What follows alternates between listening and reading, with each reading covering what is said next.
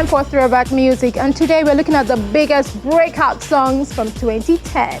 Do enjoy. Breakout songs are records that introduce a musician to the mainstream by virtue of their success. They prove important to an artist's career because, with a breakout song, artists are open up to a larger fan base, and this grants them access to work with bigger acts that can further boost their artistry from the pivot point granted them by their breakthrough hit. Nigerian music has had different eras with different markers and milestones, but the 2010s was especially explosive, ushering in fresh new acts with talent that have made an immeasurable impact on the scene. We go over the beginning of the explosion for these hit-streaking artists by examining their breakout songs, which have amounted to some of the best and biggest records in their decade of release.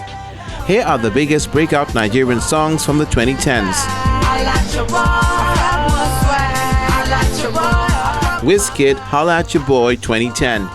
Back in early 2010, when we'd all danced and sang along to Wizkid's breakout hit, Holla at Your Boy, we had absolutely no idea we were witnessing the start of a career that will span decades, bridge borders, and cross charts.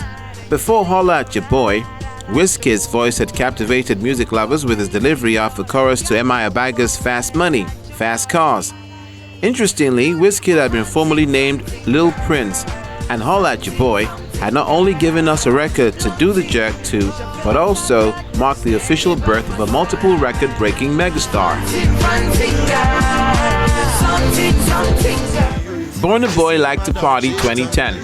On 31st of October 2010, the founder of Aristocrat Music, P.D. Picasso, was introduced to an aspiring musician named Shorty Gunn, who would later become the Grammy Award-winning Burna Boy, but before that came the first step of a million, geared at greatness, and this was his breakout song, Like to Party.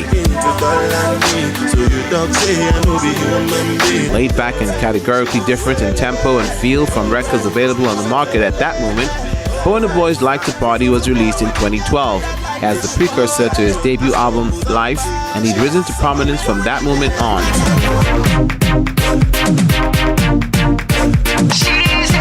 Davido Damiduro 2011. In May 2011, Davido released his first single, Back When.